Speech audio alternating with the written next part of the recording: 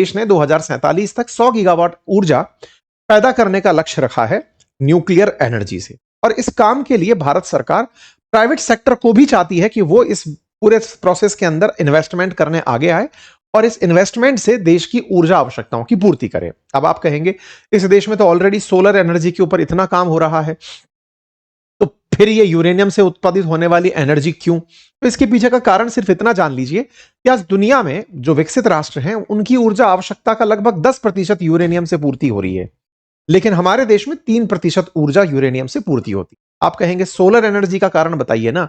तो साहब solar energy का कारण ऐसा है कि हम उसमें बहुत तेजी से आगे बढ़ रहे हैं, उसके बावजूद भी अभी हम अपनी कुल ऊर्जा आवश्यकता का 10% ही सोलर से पूरा कर पा रहे हैं। अभी भी हमारा मेजॉरिटी जो ऊर्जा आपूर्ति है वो कोयले से होता है। कोयले से लगभग 60% हमारी कुल ऊर्जा आवश्यकता का पूर्ति होता है। थर्मल पावर से ही जो बिजली पैदा होती है उसी से हम और आप बिजली का उपभोग कर रहे हैं। यूरेनियम और कोयले के अंदर एक बहुत तगड़ा सामंजस्य है। यह समझिए कि इस उंगली का अगर ये छोटा सा हिस्सा, इसको एक पोर कहें अगर आप, तो इतना सा यूरेनियम लगभग 1000 किलो कोयले के बराबर ऊर्जा उत्पन्न कर सकता है। मतलब समझिए कि अगर 1 किलोग्राम यूरेनियम को आपने थर्मल रिएक्टर में इस्तेमाल किया तो वो कई 100 टन कोयले के बराबर ऊर्जा उत्पादित कर सकता है। यूरेनियम का यह महत्व है। नंबर दूसरा, सोलर एनर्जी की जब बात होती है तो सोलर एनर्जी के लिए सोलर पैनल लगाने की सुविधा आपके पास हो सकती है, लेकिन सोलर एनर्जी केवल सूरज की रोशनी में ही काम करती है। यूरेनियम से उत्पादित ऊर्जा पूरे टाइम पैदा की जा सकती है। यूरेनियम से उत्पन्न ऊर्जा होने में किसी प्रकार का कोई भी कार्बन का एमिशन नहीं हो रहा है, यानी कि पॉल्यूशन नहीं हो रहा है, कार्बन वाला पॉल्यूशन। लेकिन वहीं सोलर एनर्जी से जहां एक और समय की पाबंदी है, उसके लिए भी बैटरी का सिस्टम विकसित किया जा रहा है। वहीं विंड से पैदा होने वाली एनर्जी में भी, जो कि हमारी ऊर्जा आवश्यकता का भी लगभग 6.5% पूर्ता करती है, उसके केस में भी हवा नहीं चली तो ऊर्जा नहीं मिलेगी, वैसी स्थिति रहती है। इसलिए यूरेनियम को एक सस्टेनेबल एनर्जी सोर्स के रूप में देखा जा रहा है। हालांकि ये सस्टेनेबल साइंटिफिक सेंस में नहीं है। सस्टेनेबल का मतलब होता है जो आज है वो आने वाली पीढ़ियों के पास भी रहे। लेकिन हां, परमाणु ऊर्जा को स्वच्छ ऊर्जा के रूप में भविष्य के लिए देखा जा रहा है और पूरी दुनिया इसकी तरफ बहुत ज्यादा ध्यान लगा करके फोकस कर रही है। अब सवाल बनता है कि यूरेनियम ऊर्जा कैसे पूर्ति करता है? तो जो यूरेनियम बनकर एनरिच्ड होकर आता है, उस ये एनरिचमेंट में 3 से 5% की अगर शुद्धता होती है, तो उसके विखंडन से जो हीट निकलती है, उस हीट को इस्तेमाल किया जाता है पानी को वेपर में बदलने के। पानी वेपर में बदलता है, उसका प्रेशर क्रिएट होता है, प्रेशर से टरबाइन घुमाते हैं। सिस्टम वही है जो थर्मल एनर्जी का है, जो हाइड्रो एनर्जी का है, सेम वही टरबाइन घुमाने का सिस्टम, और उससे उत्पादित करनी है मैकेनिकल से काइनेटिक एनर्जी, उससे पैदा करनी है बिजली। ठीक है, तो यहां पर जो हीट है वो यूरेनियम में, मैंने कहा ना, एक पोर यूरेनियम के अंदर हीट 1000 किलो कोयले के बराबर है, तो उसका इस्तेमाल ऊर्जा उत्पादन के अंदर करने की बातें चल रही। ठीक है साहब, तो कुल मिलाकर पहला पॉइंट तो ये, सवाल ये कि जब दुनिया को यह पता ही था तो अब तक यूरेनियम के अंदर लोग उतरे क्यों नहीं? कारण था, 2 बड़े ऐसे हादसे हुए दुनिया में। 1986 के अंदर हुआ यूक्रेन का चेरनोबिल हादसा, और 2011 में जापान के फुकुशिमा के अंदर हुआ हादसा, फुकुशिमा दाइची हादसा। इन दोनों से दुनिया डर गई थी। तो सब अब डर कहां से भाग गया? डर भाग इसलिए गया कि इस पूरे काम में अगर इस डर को ही हावी रहने दिया जाएगा, सुरक्षा को कहीं किनारे खड़ा कर दिया जाएगा, तो फिर इस डर के आगे जीतने वाली फीलिंग नहीं आएगी। आपको प्रदूषण में मरना पड़ेगा, ग्लेशियर्स के पिघलने को झेलना पड़ेगा। थर्मल एनर्जी से जो ऊर्जा उत्पन्न हो रही है, कोयले को जलाकर जो हम बत्तियां जला रहे हैं इस समय पर, कोयले की वजह से जो हीट उत्पन्न हुई, उससे वाटर वेपर बनाकर टरबाइन घुमाकर जो बिजली आपने पैदा करी, वो आज देश की ऊर्जा आवश्यकता तो पूर्ति कर रही है। लेकिन मुसीबत यह है कि वो आने वाले समय में जब देश को और ज्यादा ऊर्जा की आवश्यकता होगी, बड़े बड़े डेटा सेंटर्स भारत में लगने वाले हैं, एआई के सेक्टर में काम होने वाला है, सेमीकंडक्टर के क्षेत्र में काम होने वाला है, और तकनीकी के क्षेत्र में हम आगे बढ़ रहे हैं, तो ऊर्जा की जरूरत हमें ज्यादा होगी। तो ऐसे में कोयला कॉम्पिटेंट नहीं रहेगा। इसके लिए हमें आवश्यकता है कि पर्यावरण जलवायु परिवर्तन से लड़ते हुए, और सबसे बड़ी बात, जीवाश्म ईंधन का जो आने वाले समय में संकट है, उससे बचते हुए हम बिजली की आवश्यकता पूर्ति कर पाए। ठीक है, इसी वजह से इस समय पर काम चल रहा है। दुनिया में 80 गीगावाट ऊर्जा उत्पादन का काम तो ऑलरेडी निर्माणाधीन वर्ल्ड में चल रहा है। मतलब दुनिया भर में काम इस समय चल रहा है। सबसे ज्यादा जो काम इस समय चल रहा है यूरेनियम एनरिचमेंट और प्राइवेट सेक्टर के थ्रू बिजली उत्पादन में, वो चाइना में चल रहा है। उसके बाद भारत और साउथ कोरिया का नाम आता है। जहां तक बात हो न्यूक्लियर रिएक्टर से ऊर्जा उत्पन्न करने की, तो अमेरिका इस समय 94 रिएक्टर्स के दम पर अपने देश में न्यूक्लियर एनर्जी पैदा कर रहा है।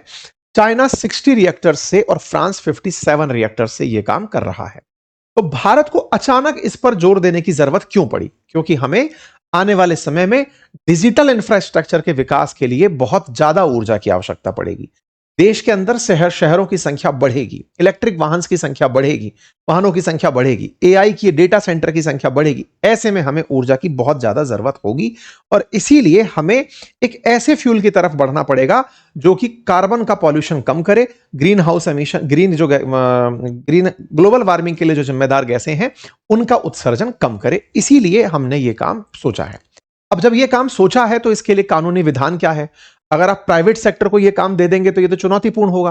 तो प्राइवेट सेक्टर ऑलरेडी अमेरिका और कनाडा के अंदर न्यूक्लियर रिएक्टर्स चला रहे हैं। भारत में इसको कानूनी अमलीजामा पहनाने के लिए शांति बिल 2025 लाया गया। उस शांति बिल 2025 में यह लक्ष्य रखा गया कि हम ऊर्जा उत्पादित करना चाहते हैं 2047 तक 100 गीगावाट का। उसमें निजी कंपनियों को भी आने देंगे, लेकिन उन पर निगरानी के लिए एक एटॉमिक एनर्जी रेगुलेटरी बोर्ड बनेगा जो कि विधिक संस्था होगी, यानी एक्ट के दम से बनी हुई एक संस्था होगी। जैसे सेबी है, बिल्कुल वैसे ही ये जो एटॉमिक एनर्जी रेगुलेटरी बोर्ड है ये इन सभी जगह की निगरानी करेगी। जैसे दुनिया के अंदर आईएईए करता है, बिल्कुल भारत के अंदर आईईआरबी करेगी, जो हर रिएक्टर के अंदर जाकर देख सकेगी, चेक कर सकेगी कि क्या उन्होंने सारे मानकों को पूरा किया है या नहीं किया है। आज देश में ऑलरेडी तमिलनाडु, महाराष्ट्र, गुजरात, राजस्थान, कर्नाटक, उत्तर प्रदेश में न्यूक्लियर रिएक्टर्स चल रहे हैं। आने वाले समय में प्राइवेट सेक्टर भी न्यूक्लियर रिएक्टर विकसित कर पाएगा। यही कारण है कि जब निजी क्षेत्रों को यह बात कही गई तो इसी को अडानी ने लपक लिया, या फिर कहिए कि अडानी को पता था इसीलिए प्लानिंग थी, जो भी है। अडानी ने इस बारे में घोषणा करी अपने एजीएम में कि हम खुद 10 गीगावाट अब न्यूक्लियर से एनर्जी पैदा करेंगे 2035 तक।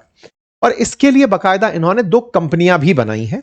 अडानी ने बकायदा इसके लिए पैसे का बजट भी रखा है। एक कंपनी का नाम अडानी एटॉमिक एनर्जी रखा गया है, एक का नाम रावत भाटा राज एटॉमिक एनर्जी लिमिटेड रखा गया है। एक बिजली पैदा करेगी और एक उसका डिस्ट्रीब्यूशन सुनिश्चित करेगी कि वो आगे तक ट्रांसफर हो पाए। इन दोनों कंपनियों को इन्होंने अपने एजीएम मीटिंग में बताया और यह भी कहा कि जब दुनिया हमारे पीछे पड़ी हुई थी हम उस समय भी रुके नहीं। 4 लाख से अधिक कर्मचारी लगातार अडानी के साथ काम कर रहे हैं, हम उनके वेलबींग के लिए आगे काम करते रहेंगे। कुल मिलाकर इन्होंने अपनी एजीएम के मतलब सालाना जो बैठक होती है उसमें अपने बदलावों के बारे में, भविष्य की प्लानिंग के बारे में सारे अनाउंसमेंट किए और कहा कि हम थर्मल के अंदर और न्यूक्लियर के अंदर आने वाले समय में बड़े से काम करने वाले हैं। और इनका जो मार्केट कैप है वो 5 लाख करोड़ के आसपास पार हो गया है। ये सारी बातें निकल कर आई। अब लेकिन कुछ बेसिक से सवाल कि साहब न्यूक्लियर पावर अगर निजी कंपनियां बनाएंगी तो इससे खतरा नहीं हो जाएगा क्या? तो देखिए, इसमें सबसे ऊपर जो चीज रखी गई है, मैंने पहले भी बताया, वो है एईआरबी को वैधानिक दर्जा देना। एईआरबी जो है वो 15 नवंबर 1983 को स्थापित हुई थी। एक्ट जो हमारा एटॉमिक एनर्जी एक्ट 1962 के तहत था उसके तहत। लेकिन अब इस रेगुलेटरी बोर्ड को एक विधिक सुरक्षा दे दी जाएगी, यानी कि ये अब एक तरह से जांच एजेंसी की तरह काम कर पाएगी। न्यूक्लियर रिएक्टर्स का प्रॉपर तरीके से अनुसंधान, उनकी सेफ्टी स्टैंडर्ड्स, उनकी सारी योजनाओं, परियोजनाओं, उन सब का निरीक्षण करने के लिए एक रेगुलेटरी बोर्ड बना दिया गया जो प्लांट के ऑपरेशंस को देखेगा, बिजली उत्पादन, उपकरण निर्माण, न्यूक्लियर फ्यूल से जुड़े हुए कार्य, इन सबको वो अब मॉनिटर कर पाएगा, देख पाएगा। मतलब काम प्राइवेट संस्थाएं करेंगी, यानी यूरेनियम एनरिचमेंट तक भी प्राइवेट कंपनियां करेंगी। आप में से कुछ लोग कहेंगे कि साहब ऐसे तो फिर यूरेनियम चोरी हो गया, तो प्राइवेट सेक्टर के पास यूरेनियम एनरिचमेंट हो रहा है, वहां से आतंकवादियों के हाथ लग गया तो। अब इसमें कहानी यह है कि रिएक्टर में जो यूरेनियम का ग्रेड चाहिए होता है वो 3 से 5% तक एनरिच चाहिए होता है, और बम बनाने में 90% तक। तो ईरान अभी 60% तक ही एनरिच कर पाया, 90% तक कर नहीं पाया है। तो ऐसे में अगर कोई बहुत ज्यादा एनरिचमेंट में लगा हुआ है तो उसको तमाम निगरानियों में पकड़ा जा सकता है। तो यहां पर चिंता बजाय इसके कि न्यूक्लियर बम बना लिया तो क्या होगा, इसकी नहीं है। चिंता यह है कि अगर यूरेनियम लीक हो गया, यानी कि न्यूक्लियर रिएक्टर में कोई दुर्घटना हो गई, तो उसका जिम्मेदार कौन होगा, यह आने वाले समय में देखने वाली बात होगी। ठीक है, तो क्या साहब हमारी ऊर्जा जो है वो आने वाले समय में काम के हमारे देश के लिए होगी? बिल्कुल होगी, क्योंकि आप अगर ऊर्जा का वितरण देखें तो हमारे देश के अंदर यूरेनियम से उत्पादित जो ऊर्जा है वो रिन्यूएबल एनर्जी को कॉम्पीट करेगी। अगर हम डेटा आपके साथ साझा करें तो देश के अंदर ऑलरेडी जो ऊर्जा है उसका 67% कोयला से पूर्ति हो रहा है। उसके अलावा जो डीजल, खैर छोड़िए, हाइड्रो का 9.1% है, कोयले का 67% बता चुके, सोलर का 9.4%, और जो यूरेनियम है उसका 3% ऊर्जा उत्पादन है। तो हमारे पास में ये ऑप्शन बड़ा है कि हम इससे ऊर्जा उत्पादन में योगदान में मदद ले सकें। अब सवाल फिर भी बनेंगे, सवाल ये कि साहब हम ये तो सब कर लेंगे, बिजली भी बना लेंगे, समझ में आ गया, पूर्ति कहां से करोगे, यूरेनियम आएगा कहां से? इतनी ऊर्जा की पूर्ति के लिए यूरेनियम भी तो चाहिए होगा। आज हम अपनी क्षमता में 8.8 गीगावाट ऊर्जा बना पाते हैं यूरेनियम जो हमारे पास है, तो 47 तक हम 100 गीगावाट कैसे पूर्ति कर पाएंगे? इतना यूरेनियम ले कहां से आएंगे? तो सवाल यह है कि यूरेनियम सबसे ज्यादा किन के पास है? तो आंसर यह है कि सबसे ज्यादा दुनिया में कुछ देश हैं, जैसे Australia, Kazakhstan, Canada, Namibia, Russia. इनके पास सबसे ज्यादा यूरेनियम है, और इनमें से सबसे ज्यादा यूरेनियम निकाल जो रहा है वो कजाकिस्तान है, और कजाकिस्तान के साथ हमने ऑलरेडी डील कर रखी है। कजाकिस्तान टोटल जो यूरेनियम प्रोडक्शन हो रहा है वर्ल्ड में उसका 46% सेंट्रल एशिया का देश कजाकिस्तान वो पैदा कर रहा है, मतलब जमीन से निकाल रहा है। उसके बाद में फिर कनाडा है, कनाडा का नाम आता है, फिर ऑस्ट्रेलिया का नाम आता है, रशिया का नाम आता है, ये सब बना रहे हैं। क्या भारत के पास यूरेनियम है? हाँ, थोड़ा बहुत है, लेकिन अच्छी क्वालिटी का नहीं है। ऐसे समझ लो कि 60,213 टन यूरेनियम उत्पादित हुआ 2024 में, भारत उसमें से 500 टन निकाल पाया था। तो हमको क्या करना होता है? हमें इंपोर्ट करना होता है, और इंपोर्ट कहां से कर रहे हैं? कजाकिस्तान, कनाडा, उज्बेकिस्तान, रशिया, इन देशों से। जैसे हमने हाल ही में एक एग्रीमेंट किया कनाडा की कैमको के साथ 6 मार्च 2026 को ही। वो यूरेनियम के लिए ही एग्रीमेंट था कि आप हमें यूरेनियम दीजिएगा। ऐसे ही हमने फरवरी 26 में 2026 में ही कजाकिस्तान के साथ में नया डील साइन किया कि वो हमें यूरेनियम सप्लाई करता रहेगा। और अभी अभी यारी ऑस्ट्रेलिया के साथ में ये जो तस्वीर देख रहे हैं, ये मई 26 की ही है। यूरेनियम को लेकर इनसे भी बात चल रही है, यानी कि भारत सरकार दुनिया के देशों के साथ जाकर के संपर्क कर रही है कि हमें यूरेनियम चाहिए और हम उससे ऊर्जा बना लेंगे। अब सवाल यह है कि जब आप पेट्रोल और डीजल के लिए गल्फ के ऊपर निर्भर थे तो आपको दिक्कत हुई, कल को फिर कोई और मुसीबत आई तो यूरेनियम के लिए निर्भर हो जाओगे, फिर क्या करोगे? अब भारत इसके लिए सोर्सेज को डाइवर्सिफाई कर रहा है। जिनके पास फॉसिल फ्यूल है उनसे नहीं खरीद रहा है। हम गल्फ के देशों से यूरेनियम नहीं ले रहे हैं, उनके पास है भी नहीं। तो हम जो ले रहे हैं वो उधर से ले रहे हैं। बोले सर कल को फिर ये लोग बार्गेनिंग करने लगेंगे तो क्या होगा? हमारे पास ना ऑलरेडी मोनाजॉइट सॉइल है। हमारे केरल के तटों पर ऑलरेडी हमारे पास थोरियम के प्रचुर भंडार हैं, और हमने अपना फास्ट ब्रीडर रिएक्टर टेस्ट भी कर लिया, उसका प्रोटोटाइप भी टेस्ट कर लिया है। ये काम अगर चल पड़ा तो आने वाले समय में हम थोरियम से ऊर्जा उत्पादित करने लगेंगे। इस पर मैंने एक बहुत अच्छा डिटेल सेशन किया था अप्रैल के अंदर, आप उसे जाकर देख सकते हैं। कुल मिलाकर बात यह है कि भारत ने ऊर्जा में डाइवर्सिटी करने के लिए अपने सोर्सेज को कहीं ना कहीं विविधता के रूप में डालने के लिए प्रयास शुरू कर दिए हैं, और उन प्रयास में अब निजी क्षेत्रों की एंट्री हो चुकी है। तो हम कंक्लूजन क्या निकालें इस बात का? कंक्लूजन यही है कि शांति बिल और एक्ट के तहत जो भी काम होंगे, अब प्राइवेट सेक्टर तो एंट्री कर गया, उस प्राइवेट सेक्टर की एंट्री से आने वाले समय में ऊर्जा का लक्ष्य पूर्ति होगा। आश्वासन हमें इस बात का रहे सरकार की तरफ से कि ये ऊर्जा लीक ही जैसी घटना यहां से ना हो, कोई ऐसी दुर्घटना ना हो जाए जो चेरनोबिल जैसे हादसे की पुनरावृत्ति हो। हमें उनको ध्यान रखते हुए आगे बढ़ना होगा।